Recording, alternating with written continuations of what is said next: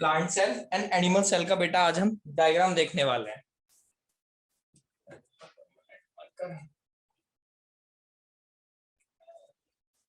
तो पहले बेटा प्लांट सेल का डायग्राम बनाते हैं।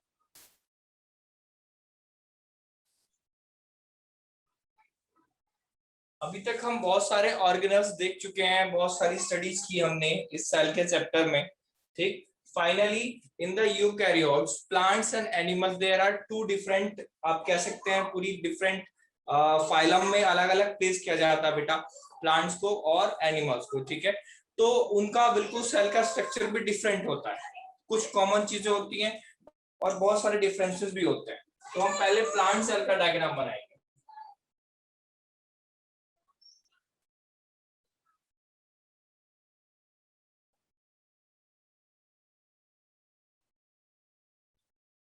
देखो बच्चों, डायग्राम तो आपको बुक्स में भी मिलेगा, बट ना डिफरेंसेस को देखना है आपने। ठीक है, डिफरेंसेस पे ध्यान देना है बच्चों।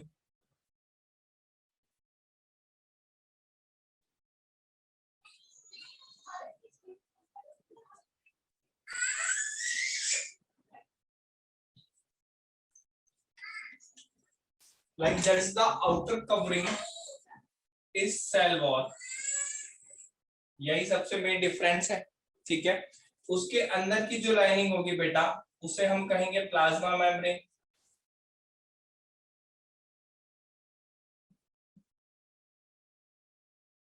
प्लाज्मा मेम्ब्रेन, ठीक है। और बच्चे सबसे पहले सेल में आप न्यूक्लियस बना रहे, न्यूक्लियस बनाएंगे हम, और न्यूक्लियस में भी सबसे पहले साइडली हम न्यूक्लियोलस बनाएंगे। ठीक है, ये तरीका है किसी भी सेल को बनाने का। और बेटा इसमें फिर आप इसको भी डबल मेम्ब्रेन दिखाते हुए, जैसे कि हम पढ़ते आए हैं, न्यूक्लियस के बाद आपको बनाना चाहिए एंडोप्लाज्मिक रेटिकुलम। थोड़ा सा दिखा देंगे, पूरा डिटेल में नहीं दिखा पाएंगे इतने छोटे डायग्राम में। Okay, so now label this, this is nucleolus and these are nuclear membrane और envelope। ठीक है बच्चों, और ये आपका एंडोप्लाज्मिक रेटिकुलम ER। और इसमें भी बेटा आप राइबोसोम दिखा दो। ठीक है, राइबोसोम्स मैं दिखा दूंगा तो मैं इसको लिख देता हूं RER, रफ एंडोप्लाज्मिक रेटिकुलम। ठीक है, और उसके बराबर में ही मैं थोड़ा सा ट्यूब्यूल फॉर्म में और एक दिखा देता हूं, उसको मैं बता दूंगा बेटा आपका SER, स्मूथ एंडोप्लाज्मिक रेटिकुलम। यहां तक समझ आ रहा है बेटा? ओके, ठीक है। So in the starting we start from the cell wall, then plasma membrane, then we draw the main thing is the nucleus is called the brain। ठीक है बेटा, तो स्टेप बाय स्टेप बनाना होता है डायग्राम। न्यूक्लियोलस बनाया, फिर उसकी membrane बनाई, ठीक है, न्यूक्लियर एनवलप, ठीक है, और इस पूरे को बोलेंगे हम न्यूक्लियस। और इसमें अगर हम बनाना चाहें तो न्यूक्लियोप्लाज्म भी आप दिखा सकते हो।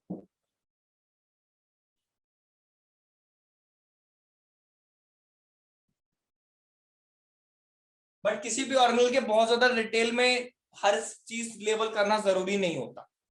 अब इसके बाद बच्चे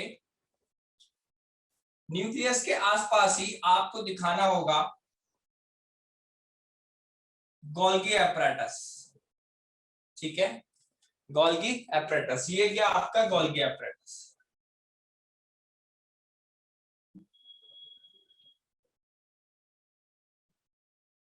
और प्लांट्स में हमने बताया था गोल्गी एपरेटस को एक चीज बोलते हैं, नाम है डिक्टायोसोम।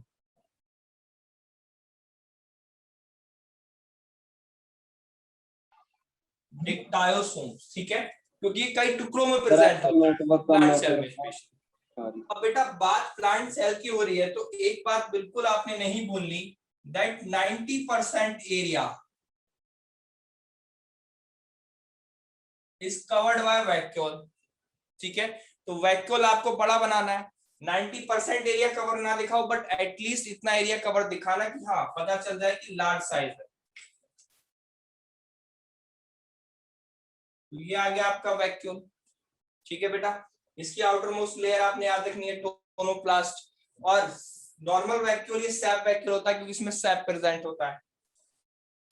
अब बेटा कुछ ऑर्गेनल इसमें आपने बनाने होंगे जो बहुत जरूरी है, ठीक है, जैसे कि ये रहा आपका क्लोरोप्लास्ट।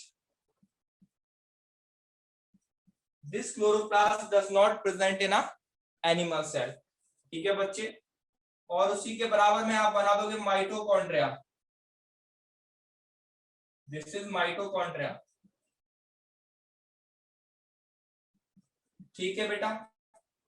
और यहीं पर आपको दिखाने होंगे छोटे छोटे छोटे छोटे राइबोसोम्स भी, क्योंकि राइबोसोम्स एक ऐसा ऑर्गेनल है बेटा, वो तो इधर भी कहीं पर प्रेजेंट रहेगा, ठीक है। राइबोसोम्स और कुछ कुछ वैक्यूल लाइक स्ट्रक्चर बेटा गोल गोल भी दिखाने होंगे आपको, जिन्हें बोलेंगे लाइसोसोम, सोसाइटल बैग, ठीक है।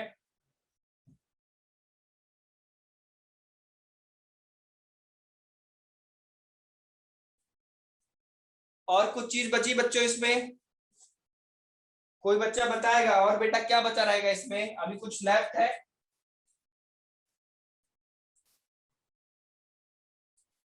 साइटोप्लाज्म।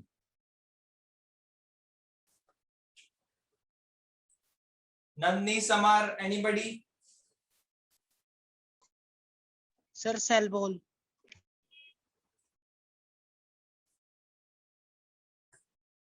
वेरी गुड जून, very good, very very good बेटा। मैंने इसमें मेन चीज अभी लेफ्ट कर रखी है जो दिखाना बहुत बहुत आवश्यक है, दैट इज वेरी इंपॉर्टेंट, और साइटोप्लाज्म, जिसे बोलेंगे हम साइटोप्लाज्म। देखो बच्चों, डायग्राम आपको मिलेगा जरूर सारी बुक्स में, बट कैसे बनाना है वो तरीका हमें आना चाहिए जिससे सीक्वेंस की फॉर्म में हमें सारी चीजें याद रहे। तो that is the diagram of plants. अब इसी के बराबर में मैं बनाता हूं आपका एनिमल सेल का डायग्राम।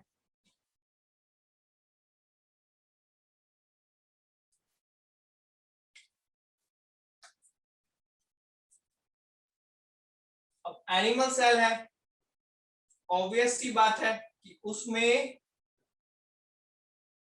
सेल वॉल तो प्रेजेंट होगी नहीं, एक ही लेयर दिखाऊंगा मैं।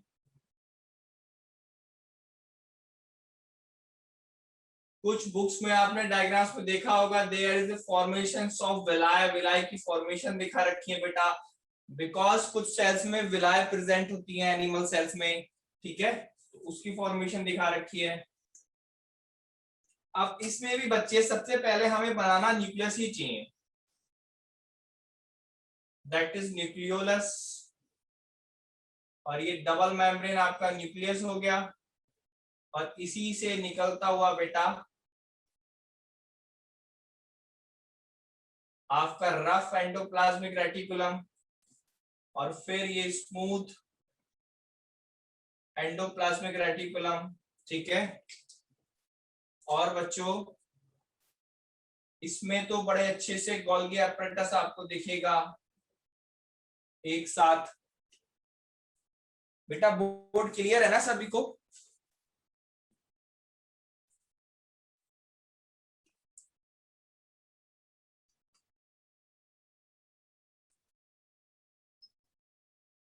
I think it's now better.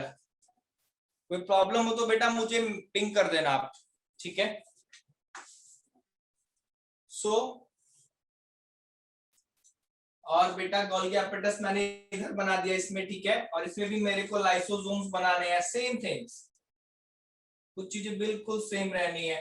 और वैक्यूल इसमें इतने बड़ा नहीं बनना है, छोटे से कई सारे वैक्यूल आप बना सकते हैं कहीं पर भी। और आप माइटोकॉन्ड्रिया दिखाओगे इसमें अच्छे से, इसमें स्पेस ज्यादा है तो आप अच्छे से माइटोकॉन्ड्रिया दिखा सकते हैं, ठीक है। क्लोरोप्लास्ट वगैरह ऐसी कोई चीज इसमें नहीं प्रेजेंट होती। राइबोसोम्स आप दिखाओगे, इस पे भी बेटा राइबोसोम्स दिखाना मत भूलना, क्योंकि इसको हमने रफ एंडोप्लाज्मिक रेटिकुलम दिखाया है। ठीक है, मैं लेबल कर देता हूं अभी सबको, वैसे लेबलिंग आप कर भी लोगे। यहीं से कनेक्ट कर देता हूं बच्चों, दिस इज न्यूक्लियोलस, ठीक है, और आर ई आर ये रहा बेटा इसमें, that is R E R, और एस सी आर इसमें ये रहा, ठीक है, that is S C R. ठीक, और लाइसोसोम्स, लाइसोसोम्स मैं लिख देता हूं बेटा यहाँ पे,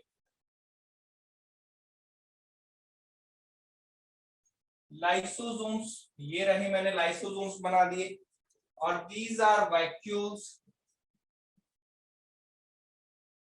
ठीक है बेटा, और ये मैंने राइबोसोम्स बनाए हैं।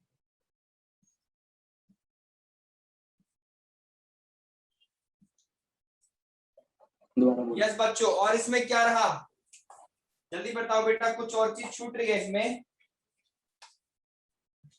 Sir Golgi apparatus। साइटोप्लाज्म तो छूटा ही है, और कोई चीज बच्चों जो हमें दिखाना चाहिए जिसको?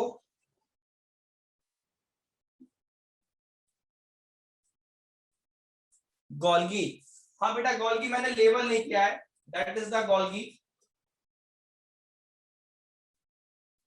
गोल्गी apparatus, ठीक है, और दैट इज माइटोकॉन्ड्रिया। ठीक है बेटा, एक चीज थोड़ी जरा ध्यान देंगे आप इसमें, इसमें आप सेंटर में बीच में बेटा इस तरह का कुछ स्ट्रक्चर दिखाएंगे, और जिसको बोलेंगे हम सेंट्रियोल, जिसके बारे में कल हमने समझा था एक्चुअली।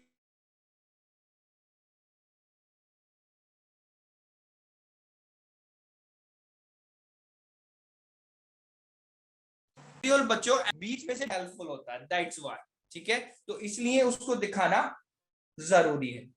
क्लियर हुआ बेटा यहां तक? सभी बच्चों को डायग्राम्स क्लियर हैं? Today is the last lecture of that chapter, और यही चैप्टर बेटा आपके आने वाले टेस्ट में आने वाला है, 9th मई को शायद टेस्ट है आपका, और ये पूरा चैप्टर आएगा। किसी बच्चे को डाउट हो तो सर पिक सेंड कर देना, वीडियो ब्लर है। अच्छा समर बेटा, आपकी तरफ शायद कनेक्शन उतना अच्छा नहीं है, मुझे ऐसा लग रहा है मेरे को। मैं रिकॉर्डिंग सेंड करूंगा, इसकी रिकॉर्डिंग का लिंक पूरा मिलेगा। रिकॉर्डिंग इज ओके ना?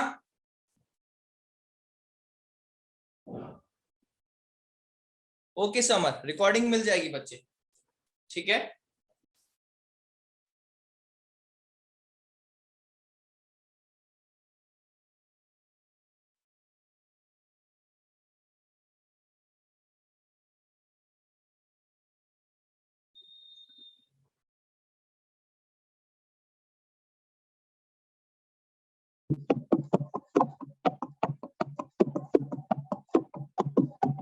Would I rub it? रब कर दूं ना बच्चों इसको अब मैं? Yes sir. श्रीन, दीपांशु, गितेश, बच्चे रब कर देना इसको।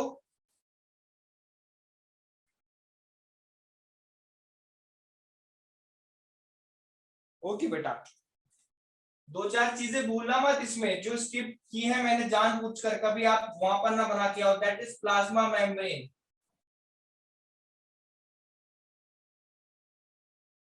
ठीक है बेटा, और cytoplasm, because I think these are too common, that's why I did not mention there. ठीक है बेटा, बट चलो मैं मेंशन कर दे रहा हूं।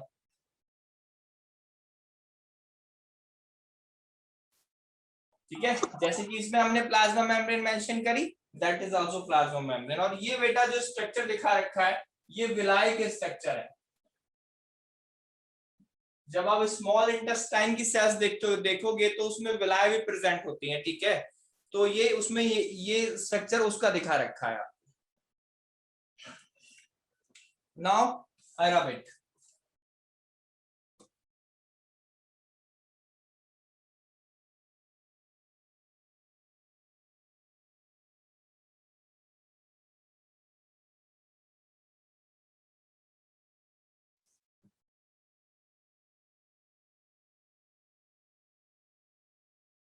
अब बेटा, अब हमें जो स्टडी करनी है that is the cell division.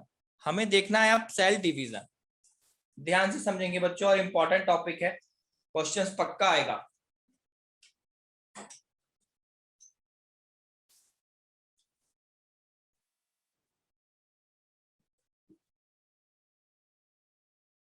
Cell division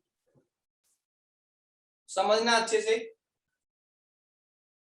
ये बेटा आपकी एक सेल है और सेल में इसमें न्यूक्लियस भी है और साइटोप्लाज्म है। दिस इज साइटोप्लाज्म और दिस इज न्यूक्लियस। अब इस सेल को दो हिस्सों में डिवाइड होना है, ठीक है। इस सेल को बेटा दो हिस्सों में डिवाइड करना है, ठीक है। तो देखो सबसे पहले तो क्या होगा बेटा, मान लो एक पेरेंट्स के दो बच्चे हैं, ठीक है। उनकी जितनी भी प्रॉपर्टी है वो अपनी प्रॉपर्टी हाफ हाफ दोनों में डिवाइड करेंगे, ठीक है। ये जरूरी है, भेदभाव नहीं होना चाहिए। तो बेटा ये पेरेंटल सेल है, मतलब इससे दो डॉटर सेल बन रही है, these are two daughter cells, okay. तो ये जो दो डॉटर सेल है इनके पास भी सारी चीजें बराबर बराबर होनी चाहिए। तो सबसे पहले बेटा सेल क्या करेगा, सेल अपने जितने भी उसके कंपोनेंट हैं, जितने भी उसके पास apparatus है उनको डुप्लीकेट करेगा, ठीक है। समझ आ रही है मेरी बात, उनका डुप्लीकेशन करेगा। और इन चीजों में दो प्रोसेस होती है बेटा, दो प्रोसेस में ये डिवीजन होता है, पहला कैरियोकाइनेसिस, दूसरा साइटोकाइनेसिस। कैरियोकाइनेसिस मतलब डिवीजन ऑफ न्यूक्लियस, न्यूक्लियस के डिवीजन का अलग से स्टेप स्टडी करते हैं हम, जिसे बोलते हैं कैरियोकाइनेसिस, ठीक है। अगर आपको याद हो तो मैंने प्रोकैरियोट्स और यूकैरियोट्स के डिफरेंशिएशन के टाइम पर भी बताया था कि कैरियोन वर्ड न्यूक्लियस को रिप्रेजेंट करता है, ठीक है। और काइनेसिस मतलब सेपरेटर। तो वो साइटोकाइनेसिस कैरियोकाइनेसिस दो इंपॉर्टेंट स्टेप्स इसमें होंगे बेटा, वो हम दोनों समझेंगे।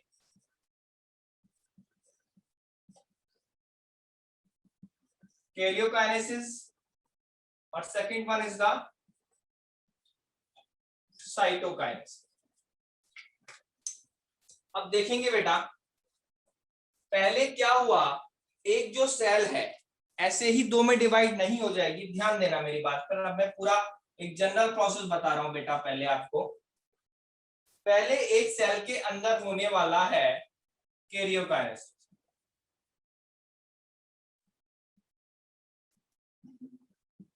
ठीक है।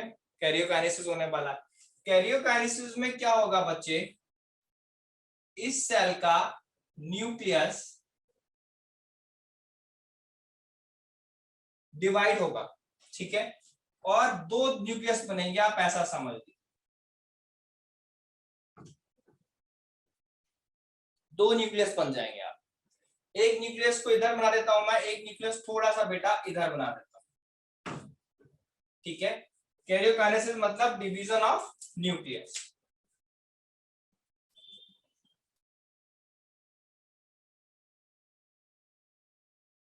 अब जब कैरियोकाइनेसिस हो गई तो सेकंड स्टेप होना है साइटोकाइनेसिस। साइटो वर्ड रिलेट कर रहा है साइटोप्लाज्म से, got it that point, cytokinesis.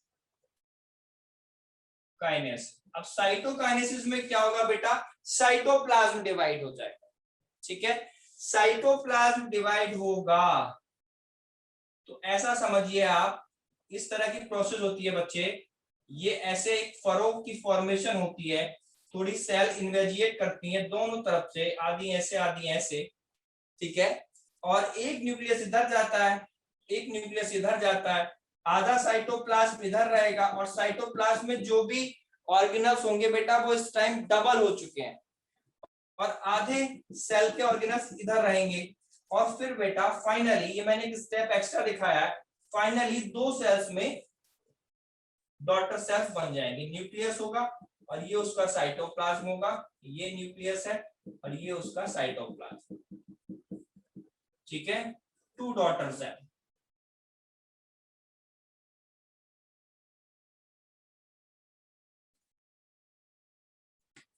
This is parent cell. बात समझ में आई बच्चों?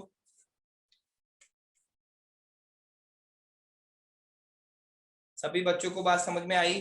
किसी बच्चे को यहाँ तक कोई डाउट है बेटा? जून के अलावा मुझे मैसेज करके बताएं, सभी बच्चों को समझ में आया सब कुछ? ओके मान्या,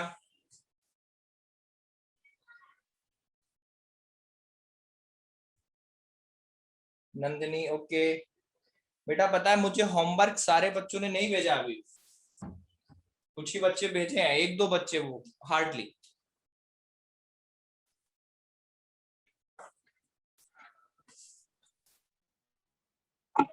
सर मैंने भेजा है।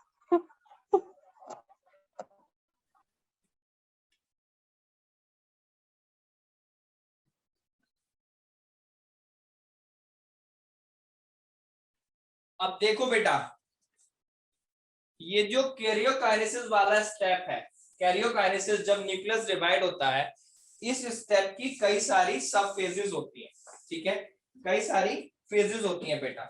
कौन कौन सी फेज होती हैं जरा देखेंगे हम।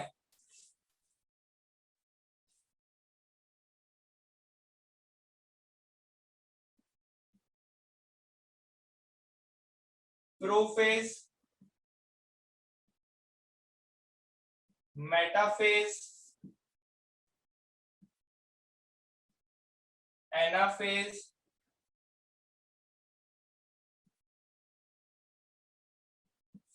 टीलोफेज। ये बेटा सब फेजेस होती हैं आपके कैरियोकाइनेसिस, ठीक है?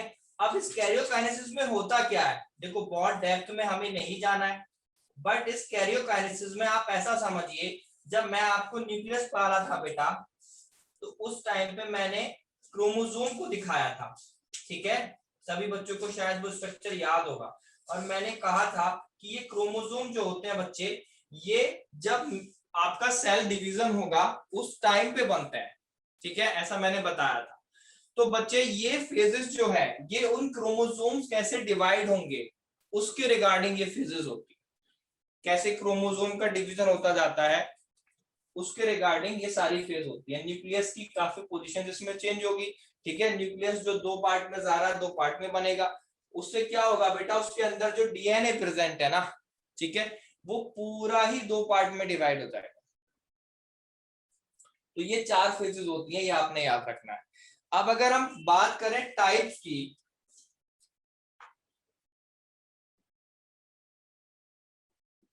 टाइप्स ऑफ सेल डिवीजन, तो बेटा ये दो टाइप होते हैं, mitosis and meiosis. Mitosis and meiosis are the two types of cell division, ठीक है? माइटोसिस क्या होता है, इसे इक्वेशनल,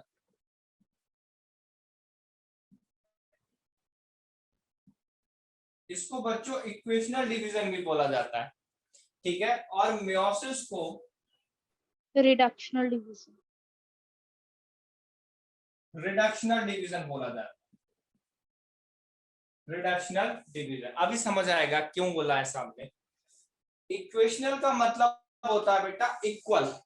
नॉर्मली जो डिवीजन होता है उसको माइटोसिस बोला जाता है। नॉर्मल सेल्स में जो डिवीजन होगा उसको माइटोसिस बोला जाता है, जो मैंने आपको यहाँ बनाकर भी दिखाने की कोशिश की। आप कह सकते हैं कि माइटोसिस बनाया, ठीक है? कुछ सेल्स होती हैं बेटा हमारी बॉडी में जो गैमीट्स का फॉर्मेशन करती है, जैसे जर्म सेल्स, ठीक है? सोमैटिक सेल्स और जर्म सेल्स, दो तरह की सेल्स आपको मिलेगी। सोमैटिक सेल्स में तो नॉर्मली आपका सेल डिवीजन होगा माइटोसिस, और जर्म सेल्स में डिवीजन होगा मियोसिस। मियोसिस का काम क्या होता है बेटा, एक क्रोमोसोम के नंबर को आधा कर देते हैं डॉटर सेल में। जरा इधर ध्यान दें, जैसे मैंने आपको बताया कि न्यूक्लियस डिवाइड हुआ दो पार्ट में, दोनों डॉटर सेल को बराबर बराबर न्यूक्लियस मिला, ठीक है? लेकिन मियोसिस में आप ऐसा समझो कि जैसे मान लो किसी स्पीशीज में क्रोमोसोम का नंबर 10 था, ठीक है? तो बेटा 10 में से 10 का आधा पार्ट एक सेल में जाएगा और उन्हीं 10 का आधा पार्ट दूसरी सेल में जाएगा। अभी मैं समझाऊंगा, आपको समझ आ जाएगी ये चीज, देखेंगे जरा कैसे। और वो सारा काम इन फेजेस में होता है बेटा, प्रोफेज, मेटाफेज, एनाफेज, टेलोफेज में, इन सारे फेजेस में ही हो रहा है ये काम।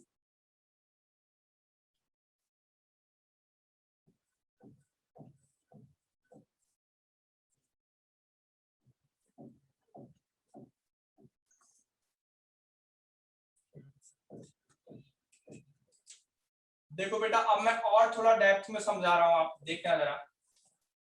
ये सेल है, ये न्यूक्लियस बनाया मैंने, सेल छोड़ो आप, सेल मैंने दिखा दिया ऐसे, सेल के न्यूक्लियस को मैंने बड़ा करके दिखाया है इसमें। और बेटा मान लो इसमें आपका क्रोमोसोम प्रेजेंट है 1 2 3 4 क्रोमोसोम प्रेजेंट है इसमें, ठीक है। अब कैरियोकाइनेसिस जो हो रही है बेटा, कैरियोकाइनेसिस होगी जब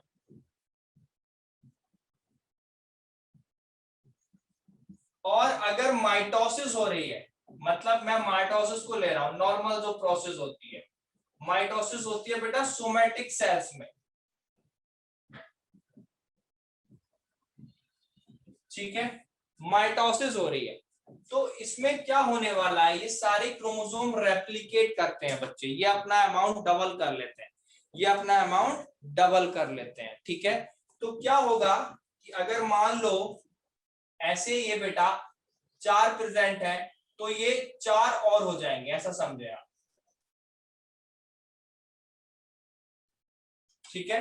और 2 डॉटर सेल्स जो बनेंगी कैरियोकाइनेसिस के बाद, दो जो न्यूक्लियस 2 बन रहा है बेटा, एक न्यूक्लियस इधर है, एक न्यूक्लियस इधर है, ठीक है, सेल के अंदर। तो इसमें 5 4 इधर आए बेटा, 4 इधर आएंगे, पूरे बराबर बराबर, कोई दिक्कत इसमें नहीं होने वाली।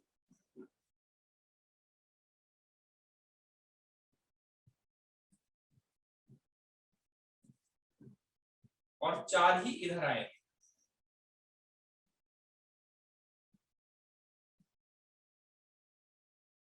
तो इसे बोला हमने इक्वेशनल डिवीजन, ठीक है, इक्वेशनल डिवीजन। ऐसे ही तो मैंने न्यूक्लियस बना के दिखा रहा हूं मैं आपको बड़ा सा, ठीक है। अब बीच में से बेटा साइटोकाइनेसिस हो जाएगी, अगला स्टेप हो जाएगा साइटोकाइनेसिस, और 2 सेल आई अलग, और उनके अंदर जो न्यूक्लियस है उनमें बराबर बराबर डीएनए हो गया।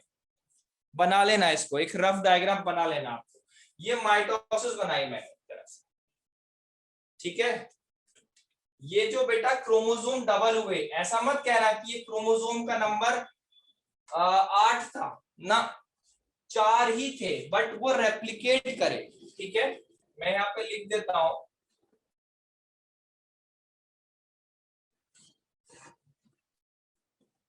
रेप्लिकेशन ऑफ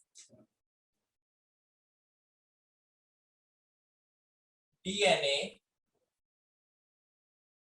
ठीक है,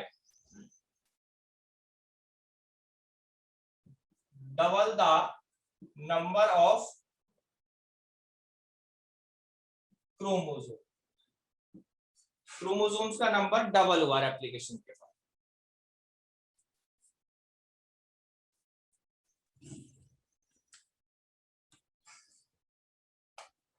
हो गया बच्चों, इतना हुआ।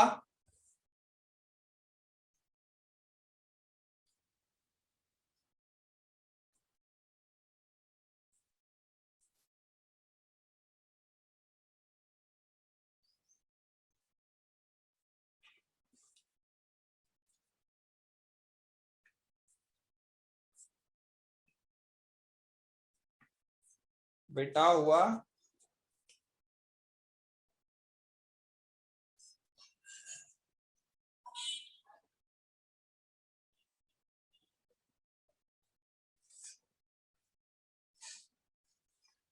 ओके। तो ये तो हो गया हमारा बच्चों माइटोसिस, जिसमें हम देख चुके हैं इक्वल अमाउंट में क्रोमोसोम जा रहे हैं। अब मैं देखता हूं मियोसिस में क्या होगा, ठीक है। अब हमें देखना है मियोसिस।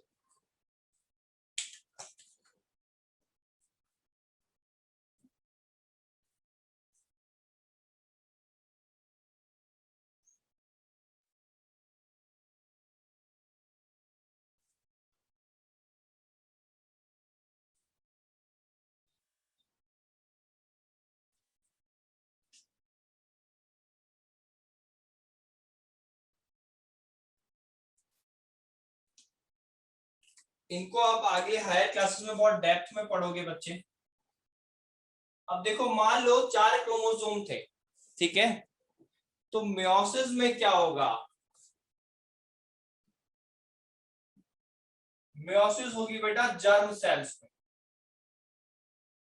मियोसिस में बच्चे ये सारे क्रोमोसोम का आधा आधा पोर्शन, लाइक ये 1 है, 2 3 4, 1 2 3 4, समझेंगे। देखो हुआ क्या बेटा, ये क्रोमोसोम इस शेप में है, तो बेटा ये बीच में से यहां से ऐसे डिवाइड हुआ और उन चारों क्रोमोसोम का आधा पोर्शन इसमें आया, आधा पोर्शन इसमें आया, ठीक है। तो ये जो आपकी सेल्स बनी है, ठीक, इसमें क्या होता है कि आधा पोर्शन एक क्रोमोसोम का आधा आधा पोर्शन आ रहा है। ये बात समझ में आई बेटा? ये बात समझ में आई बच्चों?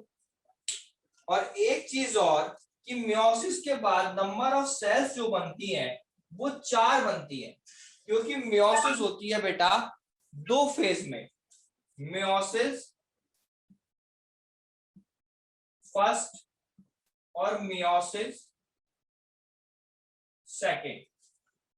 ऐसा नहीं है कि इसमें क्रोमोसोम रेप्लिकेट नहीं होते, रेप्लिकेशन तो होगा बेटा, क्रोमोसोम का रेप्लिकेशन होता है। मियोसिस फर्स्ट में क्रोमोसोम्स डबल होते हैं, तो पहले वो 2 सेल्स में डिवाइड होंगे, फिर उन 2 सेल्स के बाद जो नंबर ऑफ क्रोमोसोम्स रहेगा वो बीच में से आधा आधा टूटेगा। तो मियोसिस फर्स्ट और मियोसिस सेकंड के बाद 4 सेल्स बनेंगी बेटा, 4 सेल्स साइटोकाइनेसिस में। और इन चारों के पास हर क्रोमोसोम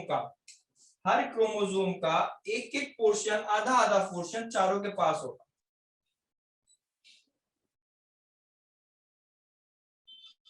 ठीक है।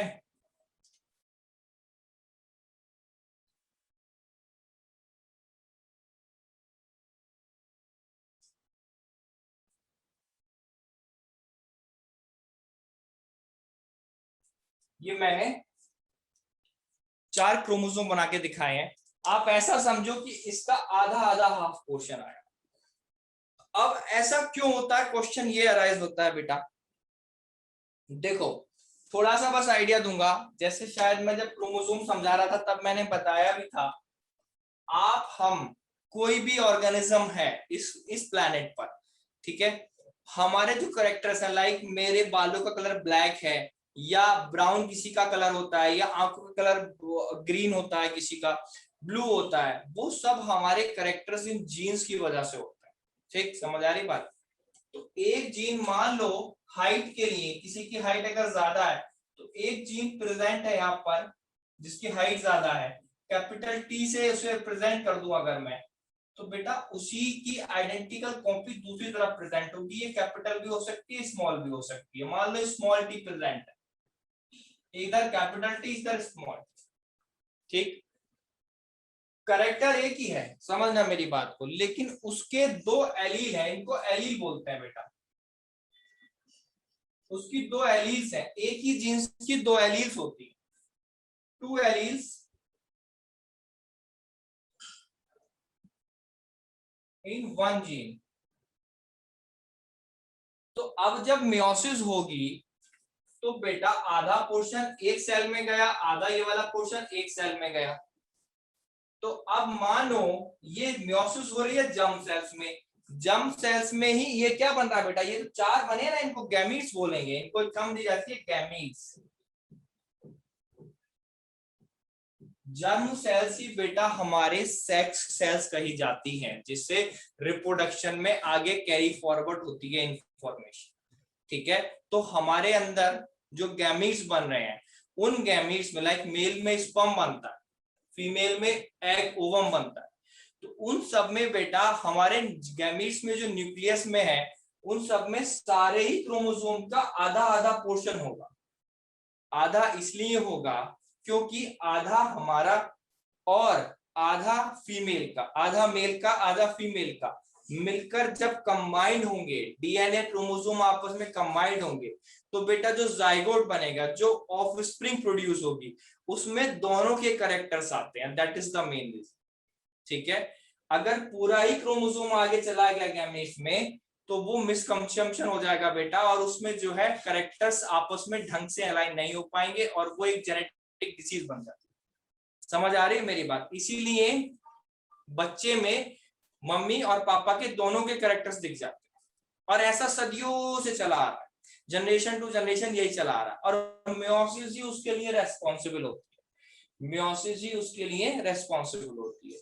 नॉर्मल सेल्स में तो माइटोसिस होगी, जैसे मान लो हमारी आरबीसी की सेल्स है, बनती रहती है, बिगड़ती रहती है, मरती रहती है, तो वो डिवीजन भी हो रहा है उन सेल्स का, मल्टीप्लाई भी कर रहे हैं, वो माइटोसिस कर रहे हैं, उन्हें सोमैटिक सेल्स की कैटेगरी में रखा जाएगा। बट हमारे जो सेक्स ऑर्गन्स होते हैं, जैसे मेल्स में होते हैं, फीमेल्स में होते हैं बेटा, ओवरी होती है, टेस्टिस होते हैं, उनमें जर्म सेल्स होती है, और जर्म सेल्स में ये मियोसिस की प्रोसेस होती है, और दो फेज में होगी, मियोसिस फर्स्ट, मियोसिस सेकंड, और उसमें क्रोमोसोम का नंबर हाफ हो जाएगा। दैट्स व्हाई मैंने यहाँ पर लिखा था रिडक्शनल डिवीजन। रिडक्शन किसका कर रही है? क्रोमोसोम के नंबर को रिड्यूस कर दे रही है, हाफ कर दे रही है। समझ आ गई बात? समझ में आ गई बच्चों?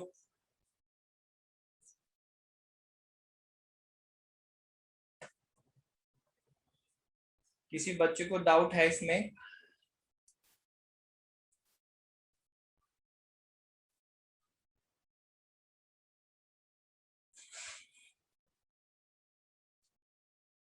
ओके बेटा, तो देखो वैसे जो मेन आपका चैप्टर है वो यहाँ पर फिनिश हो जाता है। सेल डिवीजन के बाद आपने इसमें कुछ नहीं ऐसा देखना होता।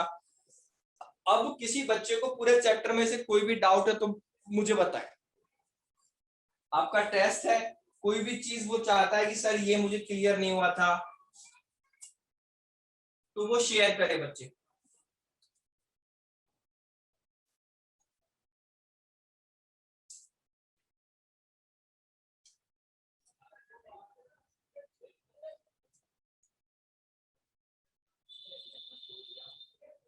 अभी हमारे पास टाइम है बेटा, अगर आप चाहते हो, कोई भी डाउट है किसी टॉपिक में, तो हम वो डिस्कस कर सकते हैं।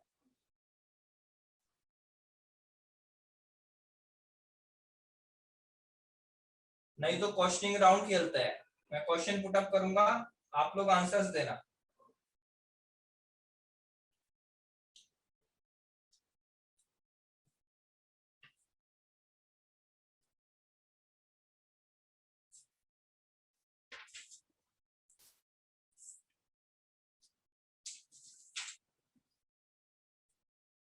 बेटा रिप्लाई करो।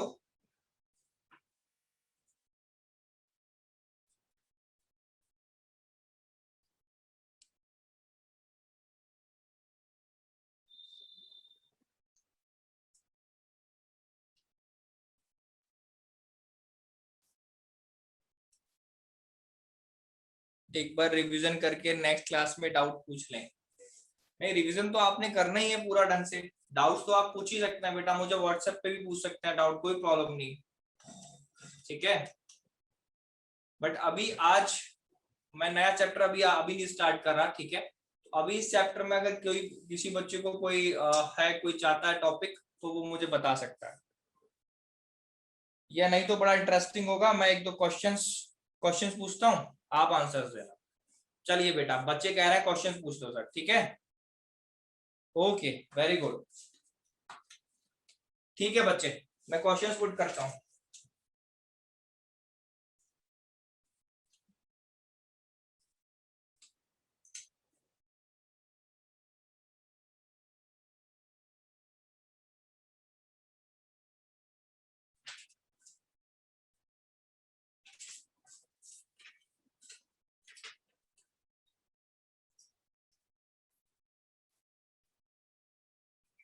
क्वेश्चन सुनना बच्चों ध्यान से। 70S ribosomes are absent in 70S ribosomes are absent in, option सुनेंगे। ऑप्शंस हैं endoplasmic reticulum, chloroplast, bacteria cell और माइटोकॉन्ड्रिया। 70s राइबोसोम किसमें नहीं प्रेजेंट होगा?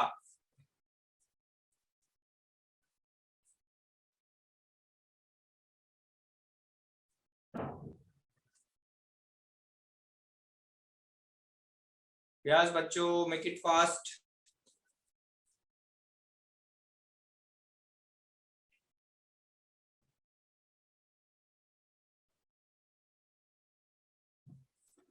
क्वेश्चन समझ में आया बच्चों? रिपीट तो नहीं करना।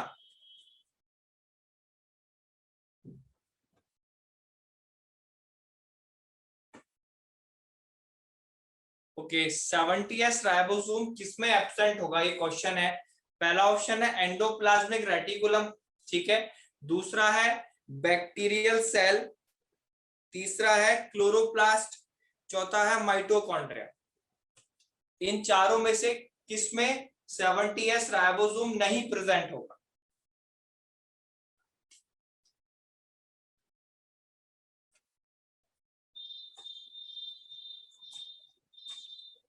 यस, एक बच्चे का आंसर आ गया है मेरे पास।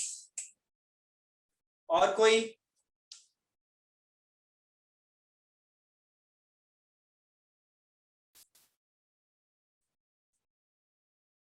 ओके, श्रीन का भी आंसर आ गया है। दीपांशु ने बोला माइटोकॉन्ड्रिया। बेटा दीपांशु, थोड़ा रिवीजन करने की जरूरत है, ठीक है, बट एटलीस्ट तुमने ट्राई करा। Mitochondria is not a right answer. Endoplasmic reticulum is a right answer.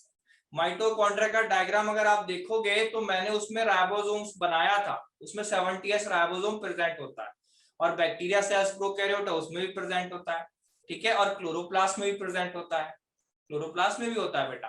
Chloroplast और mitochondria they are the only two organelles, ठीक है, जिन्हें कहा जाता है सेल इनसाइड सेल, सेल के अंदर सेल, और ये अपना डीएनए राइबोसोम खुद कैरी करता है, ठीक है। तो राइट आंसर है ER, ठीक है। चलिए, वेरी गुड, जून ने, श्रीन ने सही आंसर दिया। अगला क्वेश्चन पूछते हैं बेटा।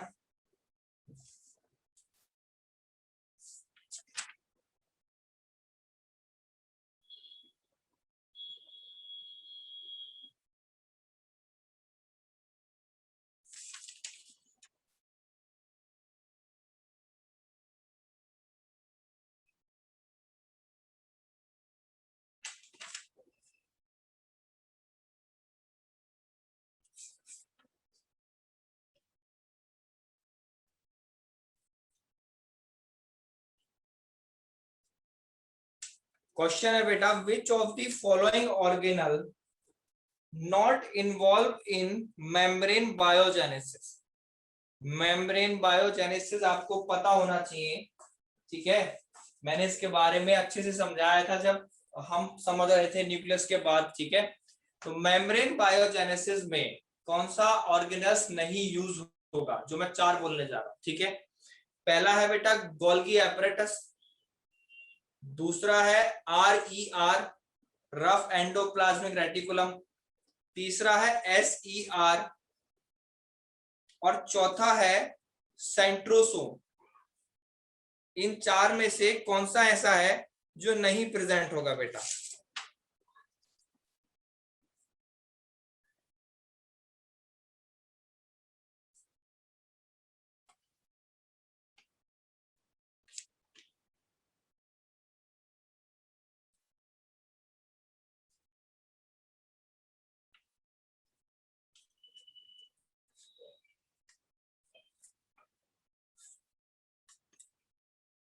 रिपीट करूं बेटा, मेम्ब्रेन बायोजेनेसिस में इनमें से कौन सा ऑर्गेनल नहीं इन्वॉल्व होता है? मेम्ब्रेन बायोजेनेसिस होती है फॉर्मेशन ऑफ प्लाज्मा मेम्ब्रेन, ठीक है। तो उसमें कौन सा नहीं इन्वॉल्व होगा? पहला है गोल्गी एपरेटस, दूसरा है रफ एंडोप्लाज्मिक रेटिकुलम, तीसरा है स्मूथ एंडोप्लाज्मिक रेटिकुलम, और चौथा है सेंट्रोसोम।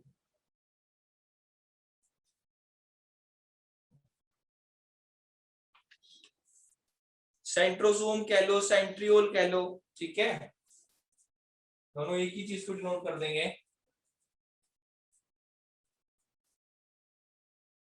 जून ने बोला गोल्गी एपरेटस। कोई और बच्चा? श्रीन ने भी गोल्गी एपरेटस।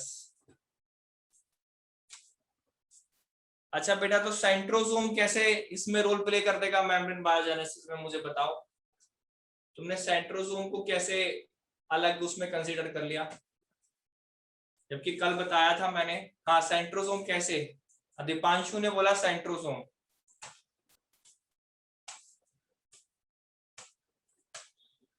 बेटा जून, गोल्गी एपरेटस मेम्ब्रेन बायोजेनेसिस में रोल प्ले करता है, क्योंकि वो सारी चीजें ना जो आरईआर और एसईआर बना रहा है उसको ट्रांसपोर्ट कर रहा है, उसके थ्रू ही होके जा रही है। तो अगर प्लाज्मा मेम्ब्रेन में को बनाने में जो चीज अगर आरईआर और एसईआर बना रहा है, वैसे मेन चीज बनाता आरईआर और एसईआर ही, बट वो जाएंगी गोल्गी एपरेटस के थ्रू। ठीक है, तो इसका राइट आंसर है सेंट्रोसोम। ठीक है, सेंट्रियोल और सेंट्रोसोम का एज सच कोई रोल मेम्ब्रेन बायोजेनेसिस में नहीं होता। वेरी इंपॉर्टेंट क्वेश्चन है। मेम्ब्रेन बायोजेनेसिस में एज सच उनका कोई रोल नहीं होता, वो तो केवल सेल के डिवीजन में हेल्प होते हैं, और वो भी स्पेशली एनिमल सेल्स। समझ आई बच्चों बात? मैसेज कर दो मुझे एक बार।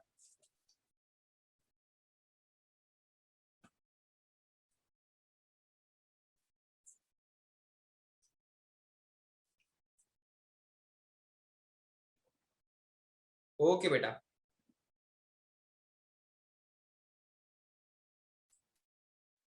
अगला क्वेश्चन है, the feature common in to nucleus, chloroplast and mitochondria. ऐसा कौन सा फीचर है जो न्यूक्लियस, क्लोरोप्लास्ट और माइटोकॉन्ड्रिया तीनों में कॉमन है? ठीक है, 4 ऑप्शन दे रहा हूं बेटा मैं। पहला लैमिले, ठीक है, दूसरा क्रिस्टे, तीसरा न्यूक्लिक एसिड, और चौथा है ऑक्सीजोम्स। पहला है लैमेले, दूसरा है बेटा क्रिस्टे, क्रिस्टे आपको पता होगा, तीसरा है न्यूक्लिक एसिड, चौथा है ऑक्सीजोम्स।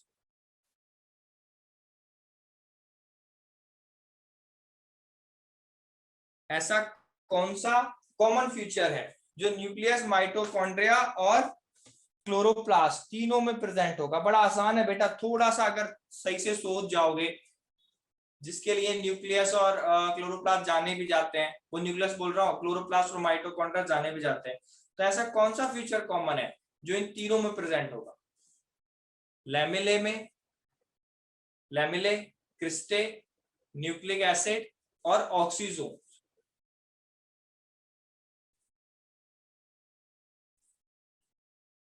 यस बेटा, थोड़ा फास्ट करो, एटलीस्ट ट्राई करो, कोई नहीं।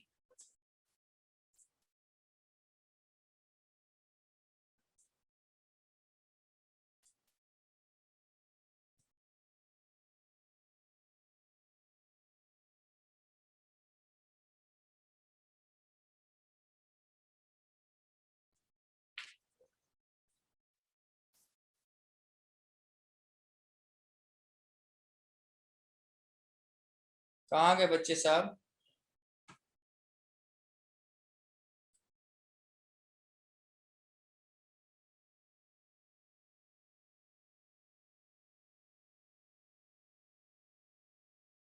क्वेश्चन है बेटा, ऐसा कौन सा फीचर है जो इन तीन ऑर्गेनल्स में कॉमन होगा? ठीक है, न्यूक्लियस, माइटोकॉन्ड्रिया और क्लोरोप्लास्ट में। पहला है, पहला लैमिले, लैमिले होगा या तो तीनों में, या क्रिस्टे, क्रिस्टे आपको पता होगा माइटोकॉन्ड्रिया में बनता है ऐसे ऐसे ऐसे, ठीक है। और तीसरा ऑप्शन है न्यूक्लिक एसिड, चौथा ऑप्शन है ऑक्सीजोम्स।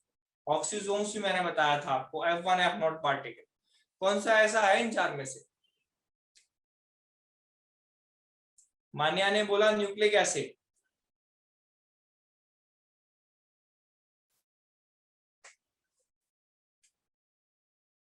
एनीबडी?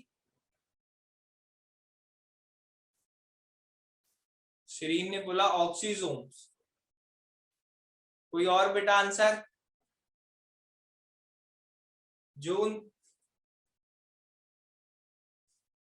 दीपांशु ने क्रिस्टे बोला, जून ने बोला न्यूक्लिक एसिड।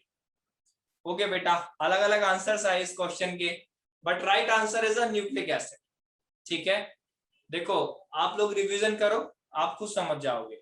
ऑक्सीजोम्स तो एक ऐसी यूनिट है जो केवल और केवल माइटोकॉन्ड्रिया में ही प्रेजेंट होगी, जिसमें एटीपी बनती है, आपको याद हो तो। ठीक है, और बच्चों पहला जो ऑप्शन है लैमिले, ठीक है, वो भी तीनों में नहीं प्रेजेंट होती। क्रिस्टे, क्रिस्टे तो ईआर में मिलेगी या माइटोकॉन्ड्रिया में मिलेगी। ठीक है, क्रिस्टे भी नहीं प्रेजेंट होती, क्लोरोप्लास्ट वगैरह। ठीक, केवल न्यूक्लिक एसिड, मैंने अभी इससे पहले भी बताया था बेटा कि डीएनए क्लोरोप्लास्ट में और माइटोकॉन्ड्रिया में अपना खुद का होता है। ठीक है, सेमी ऑटोनॉमस बॉडी बोले जाते हैं। और बेटा न्यूक्लियस की बात करें तो न्यूक्लियस में तो न्यूक्लिक एसिड होगा ही, और न्यूक्लिक एसिड क्या है? DNA. DNA are the nucleic acid. बेटा अगर ये बात मैंने बताई थी, न्यूक्लिक एसिड ही डीएनए और आरएनए, न्यूक्लिक एसिड दो होते हैं। मुझे लगा शायद बच्चे इस बात से कंफ्यूज हुए, अगर डीएनए लिखा होता तो आप शायद आंसर दे देते। न्यूक्लिक एसिड बेटा दो होते हैं, डीएनए और आरएनए भी न्यूक्लिक एसिड में आता है। ये बात अपने माइंड में फिट कर ले। ठीक है, तो न्यूक्लिक एसिड जहां भी वर्ड आए तो वो दोनों में के लिए यूज होता है, डीएनए और आरएनए। ठीक है बच्चों,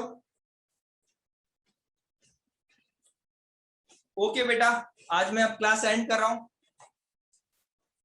4 to 5 मिनट्स है अभी वैसे, बट अब मैं क्लास एंड कर रहा हूं। ठीक है, कोई भी डाउट हो इस चैप्टर में, कैसा भी डाउट हो वो मुझे कंसर्न करें। बेटा रिवीजन अच्छे से करें, ठीक है, अच्छे से आपने टेस्ट देना।